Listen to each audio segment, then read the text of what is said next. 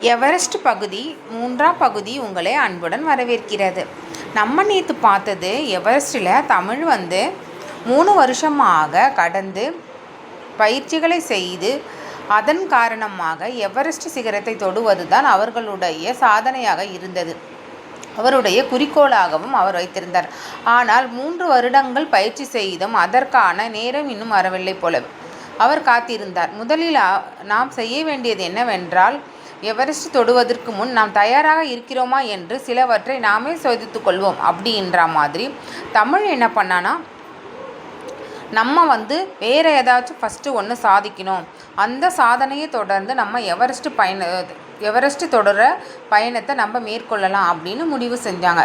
அதனால் என்ன பண்ணாங்கன்னா, முதல் முறையாக திருப்பெரும்புதூரில் 155 அடி உயரமுள்ள மலை உச்சியிலிருந்து கண்ணை கட்டிக்கொண்டு கயிறு மூலம் கீழே இறங்கும் சாகசத்தை 58 வினாடிகளில் முடித்து யுனிக்காக, அதுவும் கண்ணை கட்டிக்கொண்டு 58 வினாடிகளில் முடித்தது, அதாவது கின்னஸ் ரெக்கார்டாக பதிவு பெற்றது.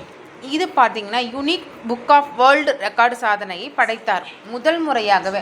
அதாவது அவர் சும்மா இதை செய்யவில்லை.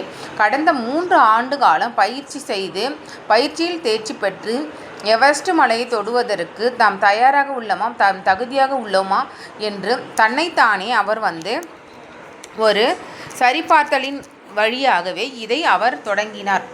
இது அவர் முதல் பெற்ற வெற்றியாகவே திகழ்ந்தது. அதுவும் இவர் முதலே குறுகிய காலத்தில் பெற்ற வெற்றியும் உலக சாதனை படைக்கும் அளவிற்கு பெரிய சாதனையாகவே அமைந்தது.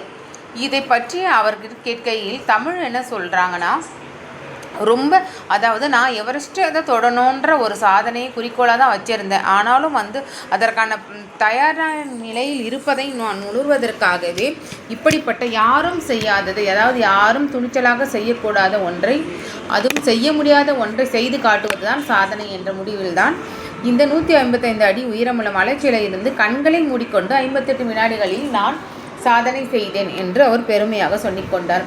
அவருடைய முதல் சாதனையே மிகவும் உலகம் போற்றும் அளவிற்கு அமைந்தது அவரின் சாதனை. அதுக்கடுத்து 2022ஆம் ஆண்டு, அதாவது அவர் அடுத்து குதிரை மீது அமர்ந்து 3 மணி நேரத்தில் 1389 அம்புகளை துல்லியமாக எய்து மற்றொரு சாதனையும் படைத்தார். அவர் எடுத்தது என்னவோ, சாதிக்க நினைத்தது எவரெஸ்ட் சிகரத்தை தொடுவதுதான்.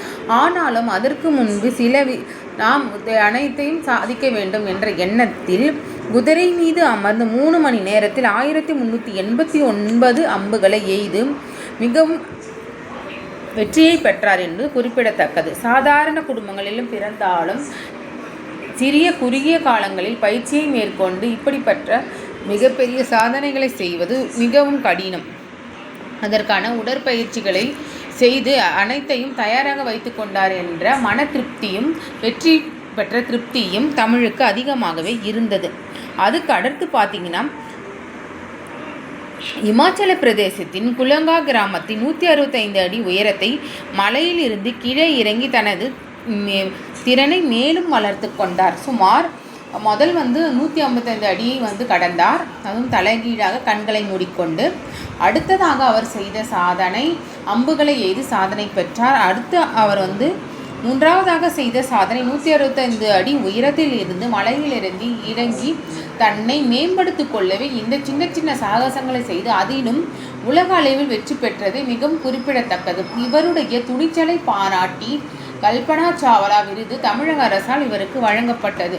ஆனால் தொடர்ந்த காலத்தில் ஒரு ஜப்பானிய ஆசிரியராக இருந்து இந்த தமிழ் அதற்கு பிறகு அவருடைய கடின முயற்சியினாலும் கடின உடற்பயிற்சியினாலும் படிப்படியாக முன்னேறி தனது சாதனைக்கு தயாராகி கொண்டிருப்பதை அவர்கள் நம்பிக்கையாகவும் சில விஷயங்களை நடத்தி உலக அளவிலும் சாதனை பெற்று வியப்புத்தக்கது. அதாவது சாதாரணமாக ஒரு பெண்மணி ஒரு குறுகிய காலத்தில் இவ்வளவு வெற்றிகளை பெறுவது என்பது எளிதல்ல. அப்படிப்பட்ட வெற்றிகளை தமிழ் பெற்றார்கள் என்பது குறிப்பிடத்தக்கது. அதுவும் தமிழகத்தில் கல்பனா சாவ்லா விருதை பெற்றது என்பதும் குறிப்பிடத்தக்கது. இப்படி ஆர்வம் கொண்ட தமிழ் அடுத்ததாக அவர் வைக்கக்கூடிய படிகள் எவரெஸ்ட் சிகரத்தை தொடுவதற்கான முயற்சிகளை எடுத்து கொண்டிருக்கின்றார். ஏனென்றால் இதெல்லாம் அவர் சாகசமாக செய்தாலும் அவருடைய குறிக்கோள் எவரெஸ்ட் சிகரத்தை தொடுவதுதான். அடுத்து இத்தனை 3 சாதனைகளை பெற்ற அவர் எப்பொழுது எவரெஸ்ட் சிகரத்தை தொடுவதற்கு பயணிக்கிறார். அந்த பயணத்தில் அவருக்கு மேற்கொள்ளப்படும் கடுமையானது என்னென்ன, அவர் சந்திக்கும் அனுபவங்கள் பற்றிய மற்ற அனைத்தையும் அடுத்து வர பகுதியில் நம்ம பார்க்கலாம். நம்ம போட்டிருக்க இந்த கதை உங்களுக்கு பிடிச்சிருந்தா மறக்காமல் நம்ம சேனலை லைக் பண்ணிக்கோங்க, சப்ஸ்கிரைப் பண்ணுங்கள், ஷேர் பண்ணுங்கள். தொடர்ந்து நம்ம சேனலில் இணைந்திருங்க. நன்றி. மீண்டும் சந்திப்போம்.